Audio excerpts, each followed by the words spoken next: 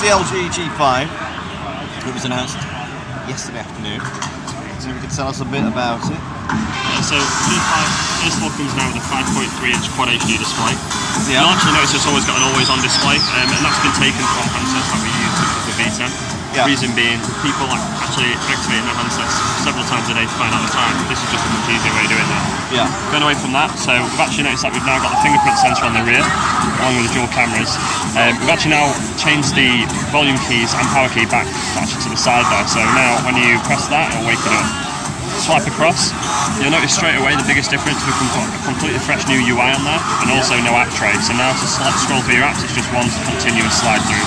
It's much more convenient, it's much more modern, much more of a sleeker look as well. Hardware-wise, so 2.2 gig quad-core processor, the latest 820 chip from Snapdragon. Not only that, we also obviously got the Marshmallow update with LG's latest UI, 4 gig of RAM, 32 gig of onboard storage, and SD card support for up to 2 terabytes as well, which is absolutely huge.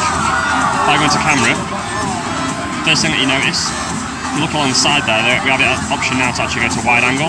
So essentially, rather than just seeing a close-up shot, it now gives us a full, much higher degree focus area. And you can combine the two, can't you, together? You can do, yeah. So if I go onto here, onto pop out, I'll notice there that screen the sensor is just actually focusing on there, and then you've got the wide angle shot behind it. So it gives you fantastic camera qualities. One finger across the screen goes from front to back as well. And if you notice on the back, as I mentioned and just shown you there, that's where you'll find the dual cameras as well with the wide angle lens. So those buttons on the back have gone now. That's correct. We've still got the sensor, which I presume will wake the screen in one go. That's correct. So that's actually a power key along with your fingerprint sensor. So that's your physical hardware button. Press that once, it'll go on and off as well. We still also have our traditional double tap feature with knock on, and we've still got knock code as well. Yeah. All round, obviously, one of the biggest things about this is this year we've got our first full metal unibody unit. Biggest thing as well, we've obviously got the modular design, so the advantage to literally be able to pop out the battery. So if you look on the side here, you can now press on this button here. Once you press on that, the actual follower bit will then pop out, and you can then take out the battery as well.